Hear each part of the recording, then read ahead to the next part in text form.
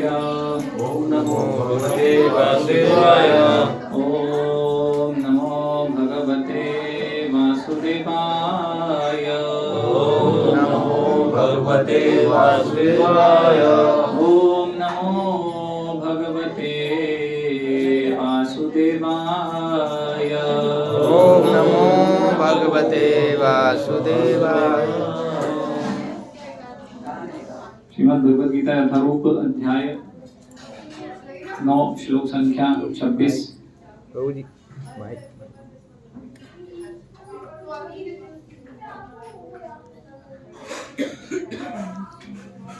पत्रं पुष्पं फलं तोयं। पत्रं पुष्पं फलं तोयं। यो मे भक्त्या प्रयच्छति। यो मे भक्त्या प्रेषति। तदहं भक्त्युपहृत।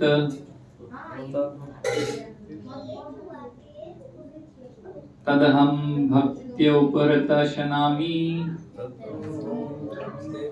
प्रयतात्मनः।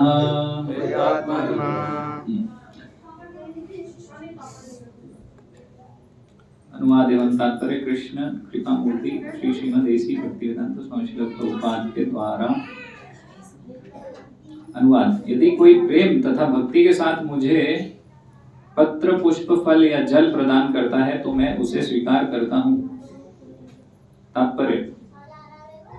नित्य सुख के लिए स्थायी आनंदमय धाम प्राप्त करने हेतु बुद्धिमान व्यक्ति के लिए यह अनिवार्य है कि वह कृष्ण भावना भावित होकर भगवान की दिव्य प्रेम भक्ति में तत्पर रहे। ऐसा आश्चर्यमय फल प्राप्त करने की विधि इतनी सरल है कि निर्धन से निर्धन व्यक्ति को योग्यता का विचार किए बिना इसे पाने का प्रयास करना चाहिए। इसके लिए एकमात्र योग्यता इतनी ही है कि वह भगवान का शुद्ध भक्त हो। इससे कोई अंतर नहीं पड़ता कि कोई क्या है और कहाँ स्थित है। यह विधि इतनी सरल है कि यदि प्रेम पूर्वक एक पत्ती, थोड़ा सा जल या फल ही भगवान को अर्पित किया जाता है तो भगवान उसे सहर्ष स्वीकार करते हैं। अतः किसी को भी कृष्ण भावनामृत से रोका नहीं जा सकता, क्योंकि यह सरल है और व्यापक है। ऐसा कौन मूर्ख होगा जो इस सरल विधि से कृष्ण भावना भावित नहीं होना चाहेगा और सच्चिदानंदमय जीवन की परम सिद्धि नहीं चाहेगा। कृष्ण को केवल प्रेम भक्ति चाहिए और कुछ भी नहीं। कृष्ण तो अपने शुद्ध भक्त से एक छोटा सा फूल तक ग्रहण करते हैं, किंतु अभक्त से वे कोई भेंट नहीं चाहते। उन्हें किसी से कुछ भी नहीं चाहिए, क्योंकि वे आत्मसंतुष्ट हैं। तो भी वे अपने भक्त की भेंट प्रेम तथा स्नेह के विनिमय में स्वीकार करते हैं। कृष्ण भावनामृत विकसित करना जीवन का चरम लक्ष्य है। इस श्लोक में भक्ति शब्द का उल्लेख 2 बार यह घोषित करने के लिए हुआ है कि भक्ति ही कृष्ण के पास पहुंचने का एकमात्र साधन है। किसी अन्य शर्त से, यथा ब्राह्मण, विद्वान, धनी या महान विचारक होने से कृष्ण किसी प्रकार की भेंट लेने को तैयार नहीं होते। भक्ति ही मूल सिद्धांत है, जिसके बिना वे किसी से कुछ भी लेने के लिए प्रेरित नहीं किए जा सकते। भक्ति कभी हेतु की नहीं होती, यह शाश्वत विधि है। यह परब्रह्म की सेवा में प्रत्यक्ष कर्म है। यह बतलाकर कि वे ही एकमात्र भोक्ता, आदि स्वामी और समस्त यज्ञ भेंटों के वास्तविक लक्ष्य हैं। अब भगवान कृष्ण यह बताते हैं कि वे किस प्रकार की भेंट पसंद करते हैं। यदि कोई शुद्ध होने तथा जीवन के लक्ष्य तक पहुंचने के उद्देश्य से भगवत भक्ति करना चाहता है तो उसे चाहिए कि वह पता करे कि भगवान उससे क्या चाहते हैं। कृष्ण से प्रेम करने वाला उन्हें उनकी इच्छित वस्तु देगा और कोई ऐसी वस्तु भेंट नहीं करेगा जिसकी उन्हें इच्छा ना हो या उन्होंने ना मांगी हो। इस प्रकार कृष्ण को मांस, मछली तथा अंडे भेंट नहीं किए जाने चाहिए। यदि उन्हें इन वस्तुओं की इच्छा होती तो वे इनका उल्लेख करते हैं। उल्टे वे स्पष्ट आदेश देते हैं कि उन्हें पत्र, पुष्प, जल तथा फल अर्पित किए जाएं और वे इन्हें स्वीकार करेंगे। अतः हमें यह समझना चाहिए कि वे मांस, मछली या अंडे स्वीकार नहीं करेंगे। शाक, अन्न, फल, दूध तथा जल यही मनुष्यों के उचित भोजन है और भगवान कृष्ण ने भी इन्हीं का आदेश दिया है। इनके अतिरिक्त हम जो भी खाते हो वह उन्हें अर्पित नहीं किया जा सकता, क्योंकि वे उसे ग्रहण नहीं करेंगे। यदि हम ऐसा भोजन उन्हें अर्पित करेंगे तो हम प्रेमा भक्ति नहीं कर सकेंगे। तृतीय अध्याय के 13वें श्लोक में श्री कृष्ण बताते हैं कि यज्ञ का उच्छिष्ट ही शुद्ध होता है, अतः जो लोग जीवन में प्रगति करने के लिए तथा भवबंधन से मुक्त होने के इच्छुक हैं उन्हें इसी को खाना चाहिए। उसी श्लोक में वे यह भी बताते हैं कि जो लोग अपने भोजन को अर्पित नहीं करते वे पाप भक्षण करते हैं। दूसरे शब्दों में उनका प्रत्येक कौर इस संसार की जटिलताओं में उन्हें बांधने वाला है। अच्छा सरल शाकाहारी भोजन बनाकर उसे भगवान कृष्ण के चित्र या अर्चा विग्रह के समक्ष अर्पित करके तथा नतमस्तक होकर इस तुच्छ भेंट को स्वीकार करने की प्रार्थना करने से मनुष्य अपने जीवन में निरंतर प्रगति करता है। उसका शरीर शुद्ध होता है और मस्तिष्क के श्रेष्ठ तंतु उत्पन्न होते हैं, जिससे शुद्ध चिंतन हो पाता है। सबसे बड़ी बात तो यह है कि यह समर्पण अत्यंत प्रेम पूर्वक करना चाहिए। कृष्ण को किसी तरह के भोजन की आवश्यकता नहीं रहती, क्योंकि उनके पास सब कुछ है। किंतु यदि कोई उन्हें इस प्रकार प्रसन्न करना चाहता है तो वे इस भेंट को स्वीकार करते हैं। भोजन बनाने, सेवा करने तथा भेंट करने में जो सबसे मुख्य बात रहती है वह है कृष्ण के प्रेमवश कर्म करना। वे मायावादी चिंतक भगवत गीता के इस श्लोक का अर्थ नहीं समझ सकेंगे, जो यह मानकर चलते हैं कि परब्रह्म इंद्रिय रहित है। उनके लिए यह या तो रूपक है या भगवत गीता के उद्घोषक कृष्ण के मानवीय चरित्र का प्रमाण है। किंतु वास्तविकता तो यह है कि भगवान कृष्ण इंद्रियों से युक्त हैं और यह कहा गया है कि उनकी इंद्रियां परस्पर परिवर्तनशील हैं। दूसरे शब्दों में एक इंद्रिय दूसरी इंद्रिय का कार्य कर सकती है। कृष्ण को परम ब्रह्म कहने का आशय यही है। इंद्रिय रहित होने पर उन्हें समस्त ऐश्वर्यों से युक्त नहीं माना जा सकता। 7वें अध्याय में कृष्ण ने बतलाया है कि वे प्रकृति के गर्भ में जीवों को स्थापित करते हैं। इसे वे प्रकृति पर दृष्टिपात करके करते हैं। अतः यहाँ पर भी भक्तों द्वारा भोजन अर्पित करते हुए भक्तों का प्रेम पूर्ण शब्द सुनना कृष्ण के द्वारा भोजन करने तथा उनके स्वाद लेने के ही समरूप है। इस बात पर इसलिए बल देना होगा क्योंकि अपनी सर्वोच्च स्थिति के कारण उनका सुनना उनके भोजन करने तथा स्वाद ग्रहण करने के ही समरूप है। केवल भक्त ही बिना तर्क के यह समझ सकता है कि परब्रह्म भोजन कर सकते हैं और उसका स्वाद ले सकते हैं। ओम अज्ञानतिमिरन्धस्य ज्ञानाञ्जनं शलाकया चक्षुरुन्मीलितं येन तस्मै श्रीगुरुवे नमः। श्रीचैतन्यमनोभीष्टं स्थापितं येन भूतले स्वयं रूपकदा मह्यं ददाति स्वपदान्तिकं। वन्देऽहं श्रीगुरों श्रीयुतपदकमलं श्रीगुरून् वैष्णवांश्च श्रीरूपं साग्रजातं सहगण रघुनाथान्वितं तं सजीवं साद्वैतं सावधूतं परिजनसहितं कृष्ण चैतन्य देवं श्री राधा कृष्ण पादान सरकर्ण ललिता श्री विशाखान्वितांश्च। नमः ओम विष्णुपादाय कृष्ण कृष्ण भूतले श्रीमते भक्तिवेदांत स्वामी नामिने। नमः ओम विष्णुपादाय कृष्ण कृष्ण भूतले श्रीमते भक्तिवेदांत स्वामी नामिने। नमस्ते सारस्वते देवे गौरवाणी प्रचारिणे निर्विशेष शून्यवादी पाश्चात्य देशतारिणे। जय श्री कृष्ण चैतन्य प्रभु नित्यानंद श्री अद्वैत गदाधर श्रीवासादि गौर भक्त वृंद। हरे कृष्णा कृष्ण कृष्ण हरे हरे हरे राम राम राम हरे हरे कृष्ण। बहुत ही सरल विधि यहाँ पर भगवान बता रहे हैं इस श्लोक में कि भगवान को क्या चाहिए। तो विधि बहुत सरल है। भगवान बोल रहे हैं पत्रम पुष्पम फलम तोयम यो मे भक्त्या प्रयच्छति। तो सर्वप्रथम अगर हम इस जगत को समझें तो ये जगत क्या है? दुखालय। भगवान ने क्या बताया इस जगत के विषय में? दुखालय है। तो अशाश्वत है ये जगत और दुखालय है, यानी कि दुख ही दुख हमें मिलने वाली है ना। तो ये बहुत बड़ी विडंबना है कि हर मनुष्य इस जगत में क्या चाहता है? सुख ही सुख चाहता है ना। तो सब सुख खोजने में लगे हुए हैं, सुख खोजने में बहुत प्रयत्नशील है, बहुत प्रगाढ़ प्रयास करते हैं कि सुख ही सुख आए और कुछ ना आए। लेकिन वास्तव में भगवान ने बताया कि ये जो जगत है इसकी प्रकृति क्या है? इस जगत की प्रकृति है कि आपके ऊपर दुखों का थोपा जाना, कि आपके ऊपर दुख आने वाले हैं इस जगत में। जैसे हम बोलते हैं औषधालय ने औषधि ही औषधि, पुस्तकालय ने पुस्तक ही पुस्तक है। इसी प्रकार से भगवान बोले दुखालय है, तो इधर दुख ही दुख मिलेगा।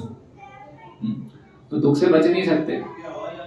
और अगर आप पुस्तकालय गए हैं और आप पुस्तक की जगह उनसे बोल रहे हैं कि मुझे जरा 1 किलो चावल दे देना, तो आप गलत चीज गलत जगह पे खोज रहे हैं, है ना। औषधालय में आप गए, आप उसको बोलेंगे 1 किलो चावल देना भाई साहब देना, तो आपकी अपेक्षाएं गलत है।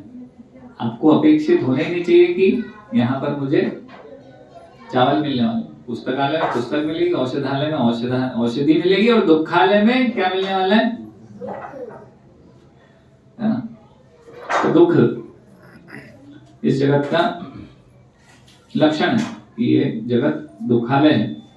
तो हम कष्ट भोग रहे हैं इस जगत में। और कष्ट क्यों देते हैं भगवान? वास्तव में दुखालय है और कष्ट क्यों दे रहे हैं भगवान? हम बोल रहे हैं कि दुख आएंगे नहीं, कष्ट आएंगे हमारे जीवन। तो ये दुख क्यों आ रहे हैं हमारे जीवन में? उसका क्या कारण है कि दुख जब आते हैं हमारे जीवन में तब हम भगवान को याद करते हैं। तो दुख में अगर हम भगवान को याद करेंगे तो भगवान तो यही चाहते हैं कि मुझे याद करो। तो इसीलिए हम भगवान के विपरीत भाग रहे हैं और भगवान चाह रहे हैं कि दुख दूं ताकि ये मेरी तरफ देखें पलट के, है ना। हम सुख ढूंढ रहे हैं गलत जगह पे और वो मिलने वाला नहीं, फिर दुख मिलेगा तो हम सोचेंगे अरे ये क्या हो गया, तो कुछ गलत हो रहा है, क्या हो रहा है ये मेरे जीवन में। तो हम सोचेंगे हे भगवान, तुरंत याद आएगा भगवान। तो भगवान ये चाहते हैं कि हम भगवान की तरफ देखें। तो दुख इसलिए भगवान दे रहे हैं। तो हमें आश्चर्य नहीं होना चाहिए कि हम इस जगत में दुखी हैं। लोगों को बहुत आश्चर्य होते हैं, अरे मुझे दुख क्यों आ रहा है, ये दुख कहां से मेरे पीछे पड़ गया है भाई। जब देखो ये दुख आ जाता है मेरे जीवन में, कुछ नया कुछ नया कुछ नया टेंशन आ जाता है, कुछ नया प्रॉब्लम आ जाता है जीवन में, तो हमें आश्चर्य होता है। बल्कि अगर हमारे जीवन में कभी टेंशन नहीं हो, दुख नहीं हो, प्रॉब्लम नहीं हो, तब आश्चर्य होना चाहिए इस जगत में। अरे ये तो दुखालय है और मेरे पास दुख नहीं आ रहा, हाँ क्या हो रहा है ये। वास्तव में ये सरप्राइजिंग होना चाहिए कि मेरे पास दुख नहीं है। और फिर लेकिन थोड़े समय में फिर से दुख आने वाला है, क्योंकि कोई भी दुख से इस जगत में बचने वाला नहीं है। तो ये सरप्राइजिंग है वास्तव में। तो यहाँ पर श्लोक है पत्रम पुष्पम फलम त्वं यो मे भक्त्या प्रयच्छति, है ना। तो पत्र पुष्प फल जल ये सब हम भगवान को अर्पित कर सकते हैं अपने दुखों का नाश करने के लिए, और भगवान प्रसन्न होंगे तो दुखों का नाश होगा हमारे। तो प्रभुपाद यहाँ तात्पर्य में क्या लिख रहे हैं कि ये सब करने से क्या होगा, ऐसा आश्चर्यमय फल प्राप्त करेंगे इस सरल विधि से, है ना। तो आश्चर्यमय फल प्राप्त होगा, है ना। तो वास्तव में आश्चर्यमय फल क्या है ना। ये सब करने का आश्चर्यमय फल क्या है ना। ये एक प्रकार से भक्ति करने का आश्चर्यमय फल क्या है कि हम ये जो दुख है ना, जन्म मृत्यु जरा व्याधि और अनेक अनेक प्रताड़नाएं हैं इस जगत में, तो वो प्रताड़नाओं से हम मुक्त होकर आश्चर्यमय फल क्या है, भगवान का धाम प्राप्त कर सकते हैं। अगर ये सब करेंगे तो भगवान का धाम को पहुंच सकते हैं, जहां पर ये सब दुख कष्ट हमें बिल्कुल भी नहीं होंगे, है ना। वहां नौकरी नहीं करनी है पैसा कमाने के लिए, बिजनेस नहीं करना है ना, ये सब नहीं करना है, कष्ट नहीं उठाना है। जितने भी कष्ट हम यहाँ उठा रहे हैं, जन्म हो रहा है, मृत्यु हो रही है, हमारी बीमारियां आ रही हैं, है ना, बहुत हार्ड लेबर यहाँ पर करना पड़ता है। तो ये सब भगवान के जगत में कुछ भी नहीं करना है, केवल क्या करना है, भगवान के साथ आनंद करना है। तो ये आश्चर्यमय फल हम मुक्त होकर भगवान के जगत में जाकर प्राप्त कर सकते हैं। तो यहाँ पर इस जगत में लेकिन सुख नहीं है। सुख कहाँ है वास्तव में? भगवान के नित्य जगत में। ये भगवान ने एक जगत को कैसा बनाया? अशाश्वतम, है ना, अशाश्वत जगत है, अनिश्चितताओं से भरा हुआ है जगत, है ना। जन्म हो रहा है, मृत्यु हो रही, कितनी बड़ी अनिश्चितता है, बार बार मृत्यु हो रही है। तो अनिश्चितताओं से घिरा हुआ ये जगत है। तो वास्तविक भगवान के जगत में अनिश्चितताएं नहीं है, सब कुछ निश्चित है, केवल आनंद निश्चित है वहां पर। तो भगवान के धाम में हम कैसे जा सकते हैं? क्या करना होगा हमें? क्या करना चाहिए हमें? तो बहुत सरल है। क्या करना होगा हमें भगवान के धाम को जाने के लिए, मुक्त अवस्था को प्राप्त करने के लिए? वास्तव में हमारे जीवन का लक्ष्य होना चाहिए कि मुक्त अवस्था को प्राप्त करें, भगवत धाम को प्राप्त करें। तो उसके लिए हमें भगवान से प्रेम करना होगा। क्या करना होगा? बहुत सरल विधि है, भगवान से प्रेम करना होगा। अभी हमने भगवान को छोड़ के बाकी सब चीजों से प्रेम कर रखा है। मोबाइल से बहुत प्रेम होता है, रिश्तेदारों से बहुत प्रेम होता है, जो कि अशाश्वत है, सब चीज टेम्परेरी है, जाने वाली। उन चीजों में हमने अपना प्रेम, तो उससे आपको रिटर्न में क्या मिलेगा? दुखी मिलने वाला। इन सब चीजों से दुखी मिलने वाला। सब टेम्परेरी चीजें हैं, क्योंकि परमानेंट चीज कुछ नहीं है यहाँ पर इस भौतिक जगत में। भगवान की भक्ति, भगवान से प्रेम, भगवान परमानेंट है। तो भगवान से प्रेम करना है, तो भगवान से प्रेम करने की विधि क्या है? कैसे करोगे भगवान से प्रेम? तो क्या करेंगे? 100 किलो सोना चढ़ाना पड़ेगा भगवान के लिए, हिमालय पे जाना पड़ेगा। सब लोग यही सोचते हैं, अरे भाई आप तो साधु बनाओगे क्या? तो हिमालय पे जाएं, क्या करें? सर के बल खड़े होके वहां पर तपस्या करें? तो नहीं, बहुत सरल विधि है भगवान से प्रेम करने की। भगवान बता रहे हैं यहाँ पर, पत्रम पुष्पम फलम तोयम यो में भक्त्या प्रयच्छति। तो भगवान बता रहे हैं कि मुझे क्या, आप कैसे प्रेम कर सकते हो? पत्र पुष्प फल जल अर्पित करके। तो बहुत सरल विधि है ना, फल चढ़ाना भगवान को, पुष्प चढ़ाना भगवान को, जल चढ़ाना भगवान को, पत्र चढ़ाना, पत्ता। कोई ऐसा नहीं बोल सकता कि ये विधि बहुत कठिन है हमारे लिए। हम तो बहुत गरीब हैं, हम नहीं भगवान को प्रसन्न कर सकते, हम नहीं भगवान की भक्ति कर सकते। कोई बोल सकता है? भगवान ने कितनी सरल विधि दी है। पत्र पुष्प फल और जल भगवान को मात्र अर्पित करने से भगवान उसको स्वीकार कर लेते हैं। भगवान उसको स्वीकार करते हैं, जो आप भगवान को भोग में ये सब चीजें लगाते हैं। और ऐसा नहीं है कि भगवान के पास कोई कमी है, भगवान आपसे मांग रहे हैं। भगवान के पास सब कुछ है, ये सब भी जो भी दिया हुआ है ये सब, है ना। अगर आप कहीं से पत्ता लाएंगे, अगर आप कहीं से पुष्प लाएंगे, आप जल लाने वाले हैं, तो जो भी लाने वाले हैं, उनको अर्पण करने वाले हैं, वास्तव में तो भगवान पे ही दिया हुआ है। भगवान के पास कोई कमी नहीं है इन सब चीजों में। और भगवान के धाम में तो इससे ज्यादा कहीं कुछ है। भगवान के पास बहुत ऐश्वर्य है। वैकुंठ धाम में, भगवान के गोलोक धाम में भगवान के पास बहुत ऐश्वर्य है। तो भगवान के पास कोई कमी नहीं है ना। लेकिन जैसे कि मान लीजिए कि आज दीपक जी का जन्मदिन है, यहाँ पर हम सब इसलिए यहाँ पर एकत्रित हुए हैं, कुछ श्रवण कीर्तन हम कर रहे हैं। तो मान लीजिए कि आप कुछ दीपक जी के लिए फूल लेकर आते हैं और उनको देते, हैप्पी बर्थडे टू यू बोलते हैं। तो दीपक जी को भी पता है, आपको भी पता है कि 2 दिन बाद ये फूल मुरझा जाएगा, समाप्त हो जाएगा, क्षय हो जाएगा। क्या है, 2 दिन बाद तो खत्म होने वाला है। तो इसका क्या महत्व है? कोई महत्व नहीं है उस फूल का जब ये समाप्त होने वाला है। लेकिन महत्व है। क्यों? क्योंकि आप मान सम्मान प्रेम से वो चीज उनको दे रहे हैं। तो दीपक जी बहुत खुश होंगे उसको स्वीकार कर, ओ लाइए, हरे कृष्णा, बहुत बहुत धन्यवाद। तो प्रेम है ना, वो प्रेम के कारण, है ना, उसके कारण वो स्वीकार कर रहे हैं। तो इसी प्रकार से ही भगवान भी स्वीकार करते हैं ना। जैसे एक बालक है, तो बालक अपने पिता के पैसे से ही कुछ ला के देता है, तो पिता ऐसा नहीं बोलता कि अरे तुम तो मेरे पैसे से तो लाए हो, कौन सी बड़ी बात है उसमें। नहीं, पिता उसका प्रेम देखता है, वो लाया मेरे पैसे से ही है, लेकिन उसका प्रेम, उसका भाव कि मैं अपने पिता के लिए कुछ करूं, वो भाव को देखते हैं पिता, है ना, वो प्रेम को देखते हैं। तो इसी प्रकार से भगवान भी ये पत्र पुष्प फल जल, अगर हम भक्त्या प्रयच्छति मतलब भक्ति, दो बार यहाँ पर भक्ति शब्द है, तो वो भक्ति यानी कि प्रेम। तो भगवान को अगर हम प्रेम से अर्पण करते हैं, पत्ता पुष्प ये कहीं भी मिल जाएगा, है ना, कहीं से भी आप तोड़ सकते हो और भगवान को अर्पित कर सकते हो, फूल, है ना, कहीं से कुछ थोड़ा फल कुछ भी हो, तो ये सब भगवान को अर्पित करते हैं। तो भगवान उसके पीछे के प्रेम और भाव को ग्रहण करते हैं और स्वीकार करते हैं। तो बहुत सरल विधि है ये भगवान को प्रसन्न करने की। तो इसी को ही हम भक्ति कहते हैं वास्तव में, है ना, भगवान को कुछ प्रेम से वापस लौटाना, अर्पण करना, है ना, तो ये भक्ति है और बहुत सरल विधि है। तो बहुत कुछ हमें ज्ञान लेने की आवश्यकता नहीं है ना, ज्ञान मार्ग और योग, अलग अलग प्रकार के अष्टांग योग, ध्यान योग, ये सब करने की आवश्यकता नहीं है, बहुत सरल विधि है।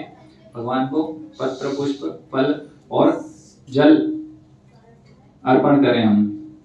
तो भगवान इस श्लोक से यही बताना चाहते हैं, है ना, कि भगवान की अपेक्षा क्या है, भगवान क्या चाहते हैं हमसे, तो क्या हम भगवान को अर्पित करें और क्या ना करें। तो प्रभुपाद तात्पर्य में लिख रहे हैं ना कि मांस मछली ये सब हम अर्पण नहीं कर सकते भगवान को, है ना। भगवान को सात्विक चीजें चाहिए, पत्ता, है, तो पत्ता कैसे, पत्ता गोभी भी हो सकता है और पत्तेदार सब्जियां होती ना, तो इस प्रकार से ये सब चीजें हम भगवान को अर्पण कर सकते हैं ना। तो ये मांस मछली भगवान स्वीकार नहीं करते हैं, तो ये सब अर्पण नहीं करना है हमें। तो एक बार महाराज एक गए थे एक जगह प्रवचन देने, तो उन्होंने पूछा कि भाई क्या टॉपिक है, क्या प्रवचन दूं मैं। तो जो भक्त थे उन्होंने बोला कि महाराज देखिए जो भी बोले बस ये मत बोलना कि भाई मांस मछली नहीं खाना चाहिए, यहाँ पर सब मछली खाते हैं तो अगर आपने ऐसा बोल दिया तो लोग आना बंद हो जाएंगे मंदिर में। तो वो अपने बारे में भी भक्त बताने लग गए कि देखो मैं तो सुबह नाश्ते में चावल और मछली खाता हूँ, फिर मैं यही सोचता रहता हूँ दिन भर की दोपहर में भी मछली खाऊंगा, फिर ये सोचता हूँ कि रात में भी मछली खाऊंगा, फिर जब मैं सोता हूँ तो सुबह यही सोचता हूँ कि सुबह मुझे मछली खानी है, तो मेरी ये हालत है तो बोले यहाँ के सारे लोग ऐसे ही हैं और सबको मछली बहुत पसंद है, तो अगर आप ये टॉपिक छोड़ के कुछ भी बोलो कि मछली नहीं खाना है ना, ये मत बोलना बस। तो इस प्रकार से अगर इतना ही आसक्ति भगवान से हो जाती कि सुबह शाम भगवान के बारे में सोचे, नहीं भगवान को ये पत्र पुष्प फल जल भेंट करने के विषय में इतना सोचने लग जाते तो मुक्त अवस्था को प्राप्त हो जाते। हालांकि फिर धीरे धीरे भक्ति में वो आए और उन्होंने प्रयास किया, फिर बाद में उन्होंने छोड़ दिया, अभी तो बहुत अच्छे से प्रयास कर रहे हैं भक्ति में। तो चाय कॉफी कोल्ड ड्रिंक, है ना, इसकी आवश्यकता नहीं है भगवान को भोग लगाने की, है ना। जैसे वो ट्रेन में बोलते काफी, तो कॉफी और ये सब चाय भगवान स्वीकार नहीं करते हैं ना। तो साधारण सात्विक भोजन, है ना, ये सब भगवान स्वीकार करते हैं। तो जरूरी नहीं है कि बहुत कुछ हम महंगा और बहुत, यहाँ भगवान इस प्रकार से नहीं बता रहे कि भक्ति बहुत आलीशान होना चाहिए, कुछ बहुत महंगा होना चाहिए, इस प्रकार से भगवान नहीं बता रहे। बहुत सरल चीजें बता रहे हैं कि पत्र पुष्प फल जल, है ना, कोई भी कहीं से भी ला सकता है इन चीजों को और भगवान को अर्पण नहीं कर सकता। लेकिन ऐसा भी नहीं है कि अगर हमारे पास लक्ष्मी है तो भी हम भगवान को पत्ता ही तोड़ के ला के दें, है ना, केवल कोई सस्ती चीज थोड़ी सी लाकर भगवान को भेंट कर दें। अगर हम कर सकते हैं, अगर हमारी क्षमता है तो फिर और बढ़ चढ़कर, है ना, कोई राजा है तो उसके लिए नहीं है कि भाई ये पत्र पुष्प फल जल, फिर उसको तो भगवान को अच्छे अच्छे रत्न भगवान को भेंट करने चाहिए, ऑफर करना चाहिए। तो अपनी क्षमता के अनुसार कोई भी भक्ति कर सकता है। यहाँ पर भगवान ने सबके लिए दरवाजे खोल दिए, जिसके पास गरीब से गरीब व्यक्ति भी, अब ये श्लोक पढ़ने के बाद कोई बहाना नहीं मार सकता है कि भक्ति कठिन है, हम नहीं कर सकते, कैसे करें। है ना? तो बहुत सरल है भक्ति मार्ग, कोई भी कर सकता है, कभी भी कर सकता है। तो जैसे हम 4 चीजें बता रहे हैं भगवान, तो उनमें से एक बहुत महत्वपूर्ण चीज है पुष्प। कितनी सुंदर चमत्कारी वस्तु है ये पुष्प, अगर हम थोड़ा विचार करें तो। नहीं तो शास्त्रों में ऐसा वर्णन है कि भगवान को हमें दिव्य अच्छे अच्छे रत्न, हीरे मोती जवाहरात, ये सब भगवान को भेंट करने चाहिए। लेकिन शास्त्रों में ऐसा वर्णन है कि कलयुग में तो पुष्प ही हीरे मोती के बराबर है ना? तो पुष्प अगर हम अर्पण करते हैं तो वो शास्त्रों में इस प्रकार से बताया कि वो हीरे मोती के तुल्य हैं कलयुग में। तो पुष्प हम अर्पित करेंगे तो भी काफी होगा, हम कर सकते हैं। तो प्रेम से करें, जो भी करें, पुष्प भी अर्पित कर रहे हैं तो जरूरी नहीं है कि हम कहीं बहुत महंगा पुष्प लाएं या इस प्रकार से, है ना? कोई हो सकता है कि बहुत महंगा पुष्प लाए लेकिन उसके हृदय में अहंकार हो, लेकिन कोई एक कहीं से भी थोड़ा सा छोटा पुष्प कुछ लाकर भगवान को अगर बहुत प्रेम से, है ना, उस भाव से अर्पित कर रहा है तो भगवान उससे प्रसन्न हो जाएंगे। तो और अगर हम प्रयास करें कि हम ही घर में कुछ गमले में या फिर ऐसे क्यारी होती है घर में, कुछ पुष्प उगाएं भगवान के लिए, है ना?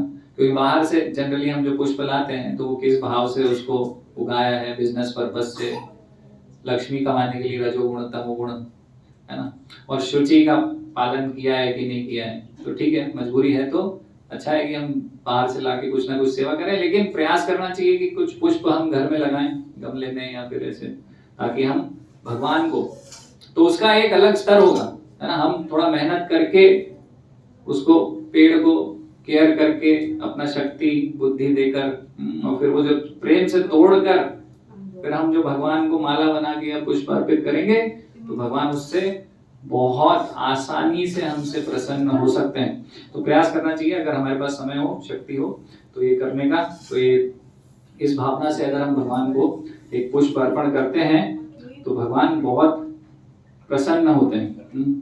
तो प्रभुपाद ऐसा कहा करते थे कि मंदिर जाते हैं तो खाली हाथ नहीं जाना चाहिए, है ना? अभी तो ये सब हम भूल चुके हैं, संस्कृति कल्चर क्या होता था।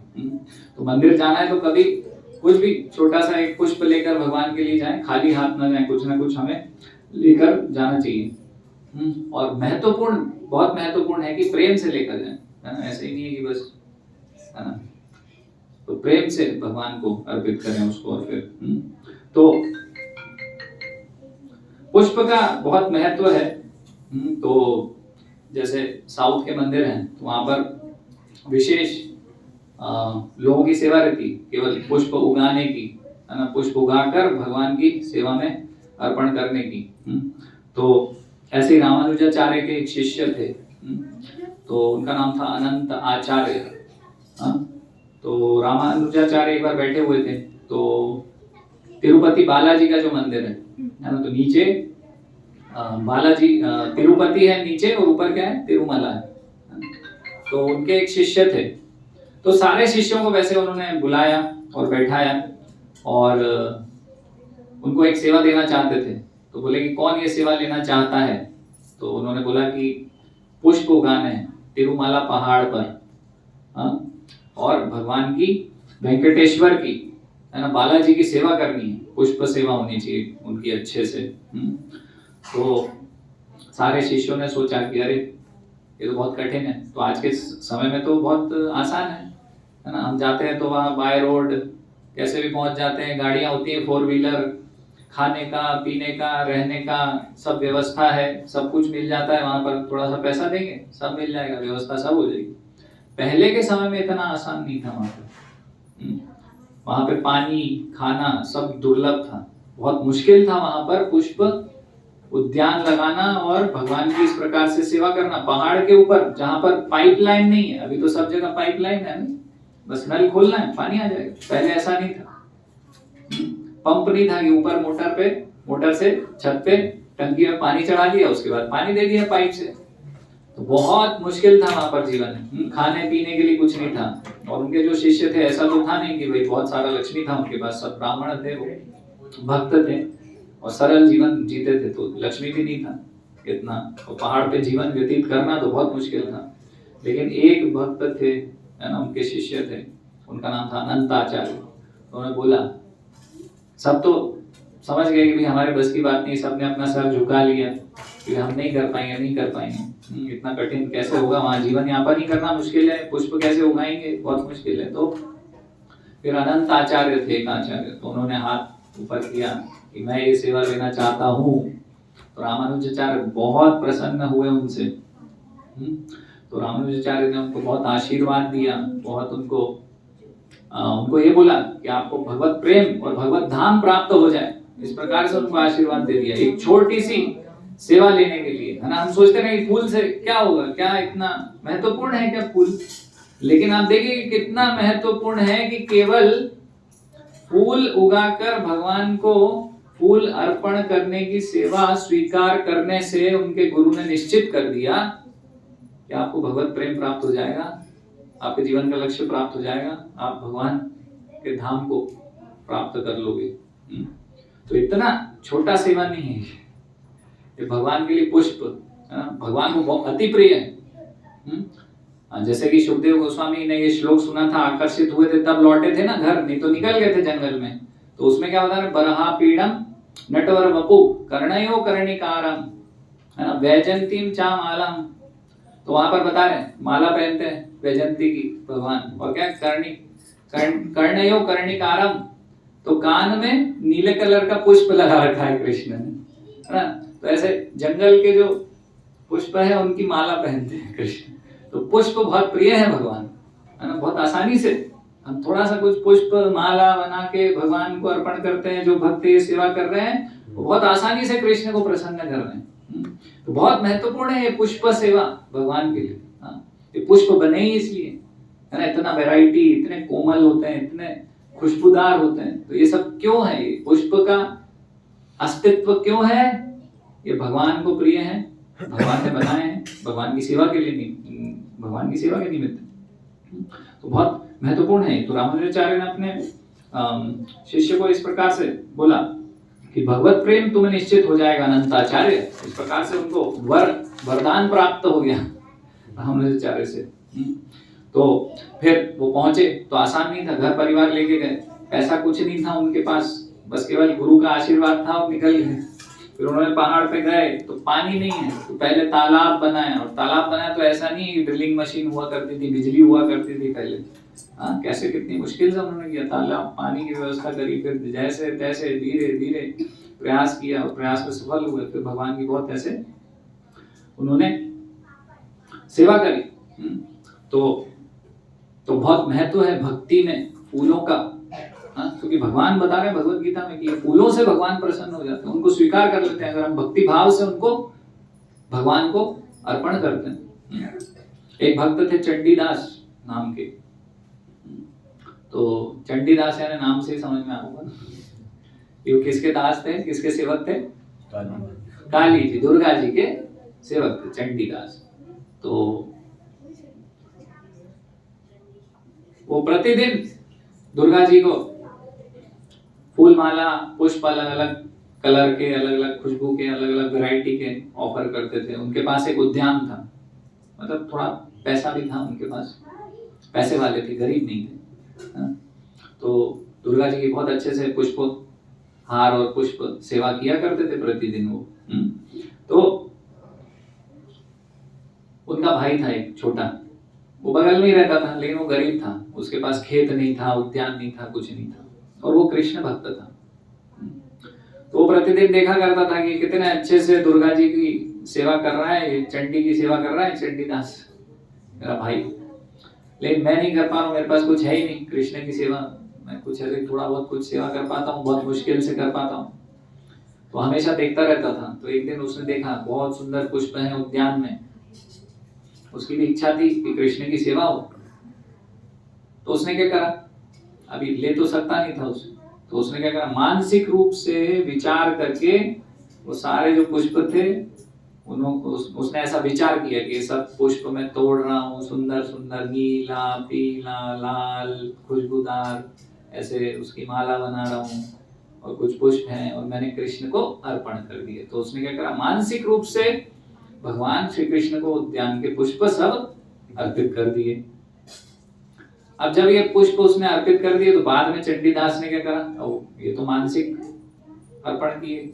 हाँ, तो फिर बाद में चंडीदास पहुंचे, उन्होंने फूल चुने, उसके बाद जैसा वो नियमित रूप से किया करते थे तो दुर्गा जी के पास गए, है ना, और उनको उन्होंने ऑफर किया। तो दुर्गा जी सामने प्रकट हुई और बोला आज मैं तुमसे बहुत प्रसन्न हूं। तो चंडीदास ने कहा अरे आप कैसे प्रकट हुए, आप प्रसन्न हैं, क्या कारण है, ऐसा क्या कर दिया, मैं तो रोज ही नियमित रूप से ये कर रहा था। बोले तुम्हारा जो भाई है उसने क्या किया, जो मेरे आराध्य देव कृष्ण हैं उनको पहले ही ये पुष्प अर्पण कर चुका था, ऑफर कर चुका था, और ये महाप्रसाद तुम्हारी वजह से मुझे प्राप्त हुआ है, कृष्ण का महाप्रसाद। तो मैं खुद ये प्रसाद प्राप्त करके मेरे आराध्य देव की, जिनकी मैं सेवा करती हूं, मैं आज बहुत प्रसन्न हूं तुमसे।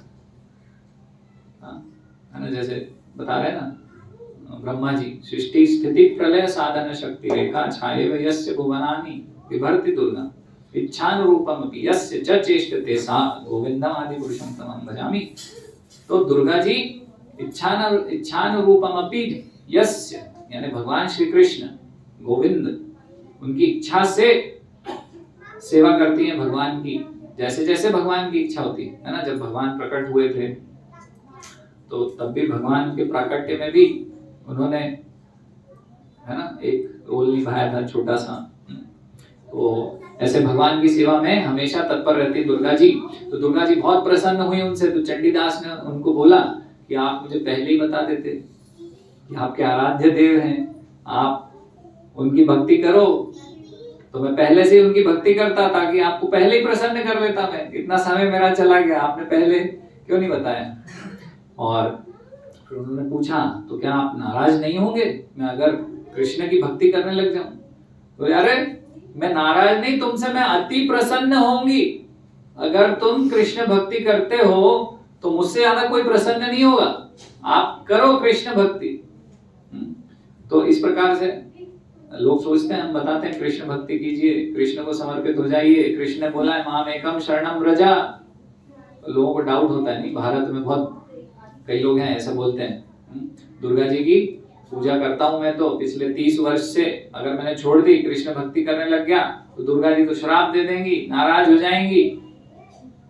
लेकिन इससे पता चल रहा है चंडीदास क्या बोल रहे हैं। चंडीदास की मैं अगर करूंगा तो नाराज तो नहीं होंगे। नहीं नहीं, बोले नाराजगी की बात कर रहे हो, तो मैं नाराज हो ही नहीं सकती, और ऊपर से मैं तो प्रसन्न हो जाऊंगी तुम्हारे ऊपर, और ज्यादा अगर तुम ये करते हो तो इस प्रकार से चंडीदास ने और कृष्ण भक्ति स्वीकार कर ली। और कैसी कृष्ण भक्ति स्वीकार करी, इतने महान कृष्ण भक्त हुए कि चैतन्य महाप्रभु उनसे श्रवण किया करते थे, उनसे सुना करते थे। अलग अलग भक्तों के विषय में कुछ कुछ उनके जो अलग अलग श्लोक हैं, व्याख्यान हैं, वो सब चैतन्य महाप्रभु चंडीदास से सुना करते थे। इतने बड़े कृष्ण भक्त हुए वो। तो ऐसे उन्होंने भगवान श्री कृष्ण की भक्ति चंडीदास ने प्राप्त करी। भगवान श्री कृष्ण को पुष्प अर्पित करने के माध्यम से। तो ये बड़ी विडंबना है। तो हमें डरना नहीं चाहिए कभी भी कि दुर्गा जी, अनेक अनेक देवी देवता कृष्ण भक्ति करने से हमसे नाराज हो जाएंगे। नाराज नहीं होंगे, वो तो हमसे बहुत अति प्रसन्न हो जाएंगे बल्कि। और फल की बात है तो लोग सोचते हैं फल तो महंगे हैं, लेकिन आप देखिए कितने लोग फल खाते हैं। यहाँ पर जितने लोग बैठे हैं उनमें से कितने लोग फल खाते हैं? सभी खाते हैं, सभी खाते हैं ना। तो भाई जो हम खाते हैं उसी को तो भगवान को ऑफर करना है, और भगवान उसको लेके नहीं भागते, भगवान उसको ग्रहण कर लेते हैं और एज इट इज आपको दे देते हैं। नहीं तो फल भी बहुत कोई, और जरूरी नहीं है कि हम 200 रुपए 500 रुपए किलो फल लाएं, है ना। हम कुछ छोटा सा फल, भाई जैसे कि अमरूद है, ऐसे कुछ भी ऐसे फल भी ला सकते हैं। तो अमरूद और ये सब तो ज्यादा कोई बहुत महंगे मिलते नहीं है, और हम वैसे भी फल तो खाते ही हैं, तो भगवान को अर्पण करके खाएं, है ना। लेकिन अर्पण करने का भी तरीका है। कई बार क्या होता है, लोग क्या करते हैं, कई बार भक्त भी करते हैं, जैसा लाए वैसा का वैसा पपीता उठा के भगवान के पास रख दिया, काट लो खा लो। तो कोई मान लीजिए मेहमान हमारे घर में आता है, नहीं तो कोई मेहमान आता है तो हम क्या करते हैं, ले भाई पपीता खा ले, नहीं ना, उसको धोते हैं अच्छे से, है ना, प्रेम से काटते हैं, छोटे छोटे पीस करेंगे सोच विचार के कि उसके मुख में जाना चाहिए आराम से, है ना, तो विचार विमर्श करके। तो ऐसे ही भगवान एक व्यक्ति हैं, तो हमको थोड़ा विचार विमर्श करके, है ना, उसको काट के अच्छे से धो के प्रेम से तुलसी पत्र रख के फिर हमको भगवान को ऐसे फल अर्पण करना चाहिए। और ये कोई बहुत ऐसा नहीं कि फल हम नहीं कर सकते हैं ना, ये भी किया जा सकता है आसानी से। आप सबको भी लग रहा है ना ऐसा कि फल भी हम अर्पण कर सकते हैं, खाते ही हैं, तो जो भी खा रहे हैं उसको भगवान को अर्पण करके हम कर दें, है ना, तो भगवान इससे बहुत प्रसन्न होंगे हमसे। और फल भी कई बार भगवान जंगल के कंद मूल इन सब चीजों से भी प्रसन्न हो जाते, नहीं, जैसे रामायण में हम उदाहरण चर्चा करते हैं शबरी का। तो शबरी ने किस प्रकार से भगवान की सेवा करी। शबरी इंतजार कर रही थी कि भगवान राम आने वाले हैं, उनके गुरु चले गए थे, उनके जो साथ के जितने भी बोलना चाहिए ऋषि मुनि सब चले गए थे, अकेली रह रही थी जंगल में, और जंगल में रह रही थी, कहीं नगर में नहीं रह रही थी, कुटिया बना के रह रही थी। तो जो भी आसपास उपलब्ध था, तो उनको मालूम था कि अब भगवान राम आएंगे, तो क्या करती थी, बेर खिलाया उन्होंने। क्या करा, जो उपलब्ध है जंगल में वो बेर लेके आए और बेर खिलाए। तो राम भगवान ने ऐसा थोड़ी बोला, ओ नो सेब बेर लेके आओ जरा कश्मीर के। भगवान ने वो बेर स्वीकार करे ना, क्यों, क्योंकि प्रेम से भगवान को खिला रहे हैं। तो भगवान वो वस्तु का टेस्ट और वस्तु उसको ग्रहण नहीं करते। भगवान क्या ग्रहण करते हैं, भगवान है भावग्राही जनार्दन। भगवान उस भाव को, उस प्रेम को ग्रहण करते हैं। उससे मतलब नहीं है कि क्या खिलाया जा रहा। तो शबरी ने बेर खिलाए भगवान को, तो बेर भगवान ने बहुत अच्छे से प्रेम से खाए। और फिर ऐसी भी कथा है, हालांकि वाल्मीकि रामायण में तो ऐसा नहीं है कि भाई उसने चख के खिलाए कि कौन सा खट्टा है कौन सा मीठा है, तो मीठा खिलाया भगवान को। ऐसा भी कहीं कहीं श्रवण करने में आता है, कुछ कुछ भक्त बताते हैं। तो आप सोचिए कि भगवान झूठे बेर खा रहे हैं, तो कितने सरल है भगवान। वो भगवान ये नहीं देखते झूठा है सच्चा है कैसा है। हालांकि हमें ऐसा नहीं करना है, हम सब शबरी नहीं है, हम इतने तपस्वी नहीं है, इसलिए हमको ध्यान पूर्वक पहले खुद नहीं खाना, पहले भगवान को खिलाना है।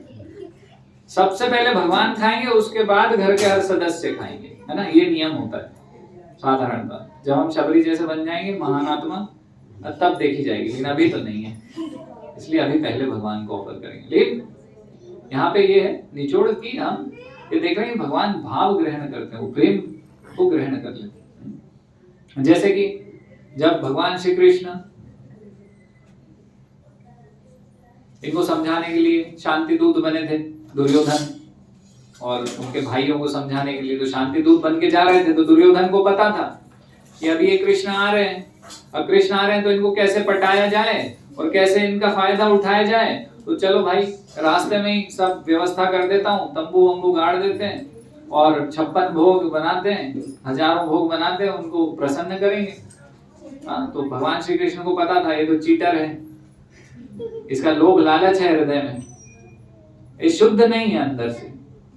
तो भगवान उसके पास नहीं गए उसके 56 भोग को खाने के लिए। भगवान के पास कोई कमी थोड़ी है 56 भोगों की, हजारों हजार, लक्ष्मी सहस्त्र शत संभ्रम सेव्यमाना गोविंदम आदि पुरुषोत्तमम भजामि। हजारों हजारों लाखों लक्ष्मियां, अनगिनत लक्ष्मियां भगवान का पाद सेवन चरण में पड़ी हुई हैं सेवा करने के लिए, जिनके पीछे इस भौतिक जगत का व्यक्ति पागल है लक्ष्मी के पीछे, वो लक्ष्मी भगवान कृष्ण के पीछे पागल है। उनको क्या कमी है 56 भोग की, दुर्योधन के क्या लेना देना है उसके 56 भोग से। उसका हृदय देख रहे हैं भगवान की दूषित है, दूषित हृदय का भगवान स्वीकार नहीं करते। भगवान ने स्वीकार नहीं किया, भगवान किसके यहाँ गए, विदुर के पास गए। विदुर कैसा था, शूद्र, निम्न, लेकिन भगवान से प्रेम था, भगवान के प्रति एक अच्छा हृदय में भाव था। तो विदुर के घर पहुंचे, वहां पर विदुरानी मिली, दरवाजा खोला, अरे कृष्ण अभी हक्की बक्की कुछ समझ में नहीं आ रहा, अभी क्या करना है, क्या करूं क्या नहीं करूं, अभी तो ये कौन आ गए, ये भगवान स्वयं प्रकट हुए। तो कृष्ण ही बोल रहे हैं, अंदर नहीं बुलाओगे क्या? तो फिर बोल रहे हाँ हाँ हाँ आ जाइए आ जाइए। अरे भाई बैठाओगे नहीं क्या? हाँ हाँ हाँ बैठी बैठी भगवान। अच्छा कुछ खिलाओगे नहीं क्या? बोल रहा अरे नहीं नहीं खिलाएंगे ना, लेकिन कुछ है ही नहीं। इधर उधर देखा, भाई क्या है क्या है, और कुछ नहीं, केले ही दिख गए। और चलो फल, हाँ फल, हाँ क्या है फल, केले लेके आई। और इतनी मंत्रमुग्ध है कृष्ण के प्रति, इतना हृदय में प्रेम है कृष्ण के प्रति कि छील रही हैं केले और छिलका खिला रही हैं और केले को डस्टबिन में फेंक रही हैं। और कृष्ण को मतलब नहीं है कि वो केला है कि छिलका है, कृष्ण वो भाव देख रहे हैं, बस क्या कर रहे हैं, वो भाव देख के छिलका खाए जा रहे हैं। छिलका खा लिया उन्होंने, तो उससे कोई प्रॉब्लम नहीं है कृष्ण को, वो उतना ही टेस्टी है वो जितना कि केला था। तो प्रेम देख रहे हैं कृष्ण। तो इस प्रकार से हम देख रहे हैं कि भावग्राही जनार्दन है भगवान। ऐसी छोटी छोटी चीजों से भगवान अति प्रसन्न हो जाते हैं, भक्त का भाव देखकर वो प्रसन्न हो जाते हैं। और फिर और क्या बता रहे हैं, पत्रम, तो पत्र क्या है, अच्छा तोयम जल। तो ऐसा नहीं कि भगवान ने बोला तोयम यानी जल, मतलब लिक्विड बता रहे हैं भगवान यहाँ पर। तो जल भी अर्पण करो भगवान को, भगवान व्यक्ति है तो भगवान को प्यास भी लगती, तो जल अर्पण करना चाहिए हमेशा भगवान के पास। एक जल का, शुद्ध जल का, साफ किया हुआ अच्छा ग्लास में, है ना, ऐसे नहीं कहीं का भी कुछ भी, भगवान के लिए विशेष होना चाहिए। जो हमारे जीवन में विशेष है उसके लिए हम हर चीज विशेष रखते हैं ना, तो इसलिए अच्छा ग्लास होना चाहिए। अगर हमारी क्षमता है तो चांदी सोना रखो वहां पे भगवान के पास, नहीं क्षमता है तो कम से कम कुछ तो रखो, अच्छा होना चाहिए।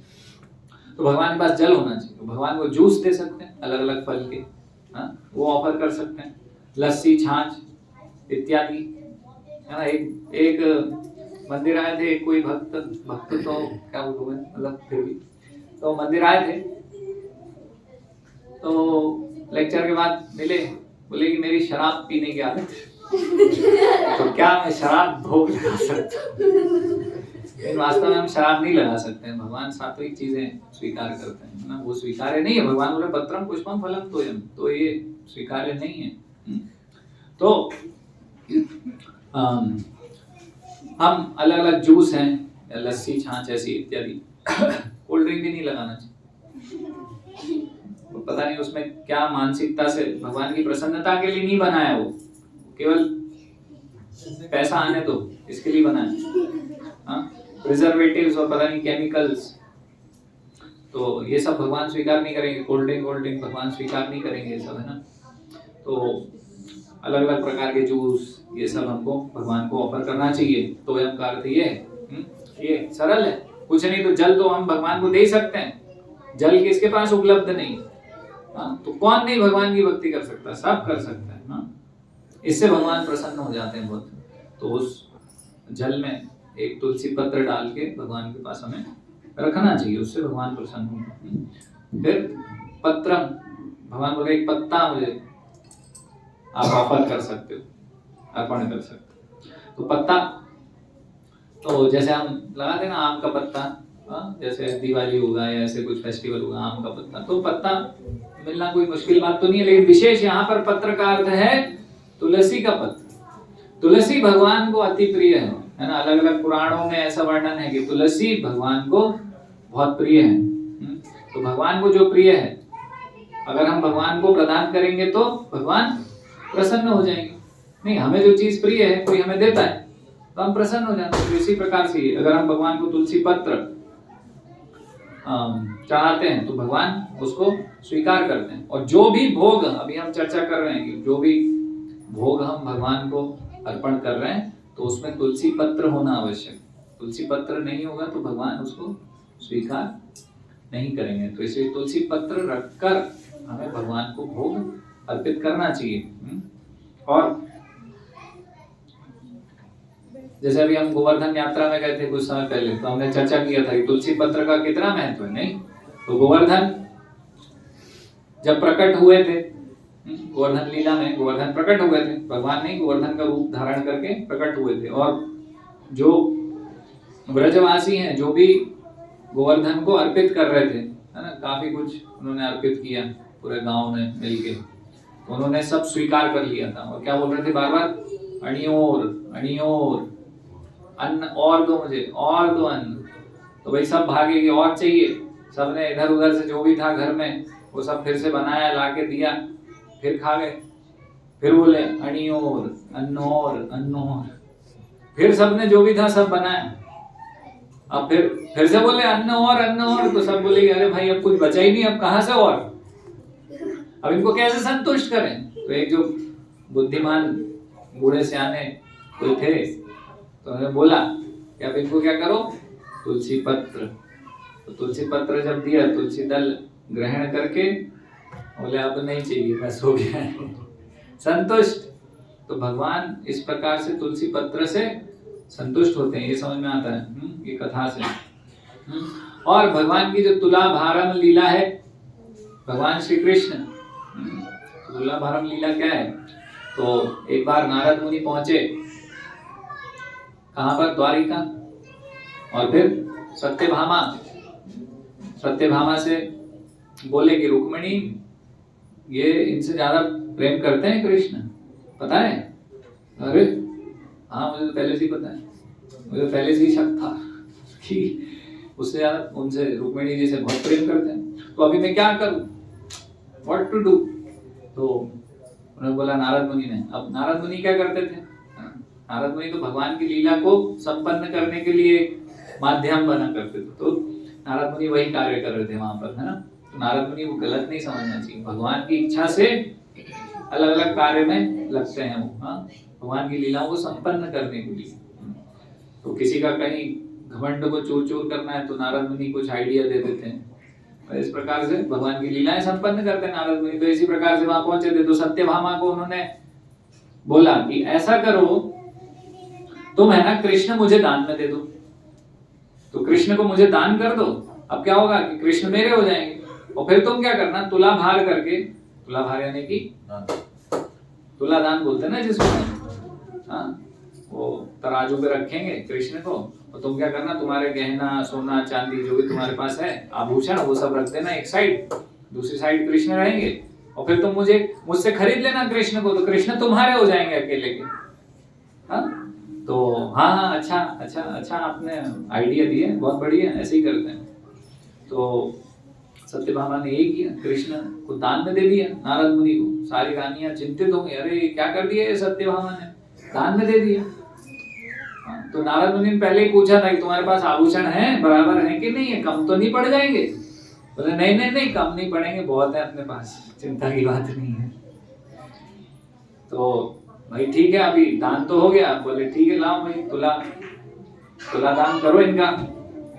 तो एक तरफ कृष्ण को बिठाया, एक पलड़े में, एक पन्ने में, कृष्ण को बिठा दिया, दूसरे में वो अपने आभूषण लाए जा रही, रखती जा रही, और लेके आ रही। कृष्ण हमेशा उठ ही नहीं रहे कृष्ण। तो कृष्ण भारी, और ले आई, सब कुछ रख दिया उस पे।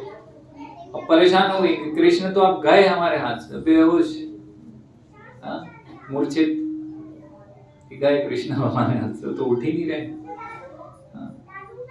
फिर रुक्मिणी जी आई, फिर क्या करा उन्होंने, तुलसी पत्ती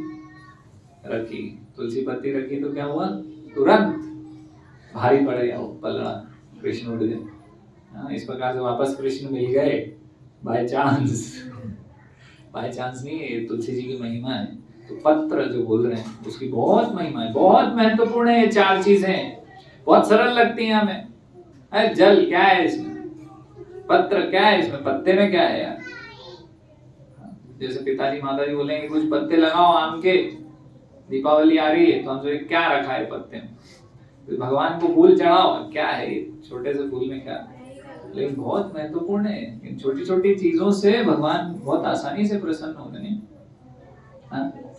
जैसे नारद मुनि थे, तो उन्होंने मृगारी को क्या बोला था कि तुम तुलसी जी के सामने जप करो, तो जो शिकारी था वो साधु बन गया। तुलसी जी के सामने ऐसी कृपा हुई, तुलसी जी की कृपा मिली जब उसने भगवान के नाम का जप किया। ऐसे ही वैश्या, एक वैश्या को साध्वी बना दिया, है ना, किसने? हरिदास ठाकुर ने। कैसे? उनको यही बोला कि आप तुलसी जी के सामने जप करिए, है ना, तो जप किया करते थे तो साध्वी बन गई। तो ये महिमा है। और चैतन्य महाप्रभु जो प्रकट हुए हैं, तो वो भी जो लीला है उसमें भी बहुत महत्वपूर्ण है तुलसी जी का, है ना। तो उसमें क्या था कि अद्वैत आचार्य को पता था कि अभी भगवान को बुलाना है, तो भगवान को बुलाना है तो भगवान कैसे आते हैं? तो भगवान इस प्रकार से आते हैं ना, तुलसी दल मात्रेण जलस्य चुलुकेन वा विकृणीते स्वयं आत्मानम भक्तेभ्यो भक्त वत्सलः।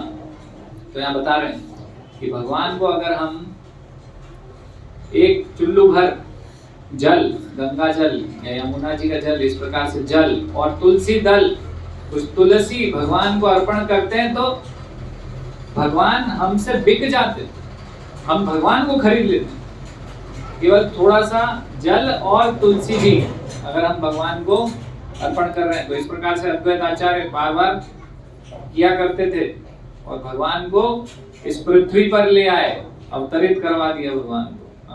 तुलसी जी का इतना महत्व इस पत्र का। हरे कृष्णा। कोई प्रश्न है तो पूछ सकते हैं।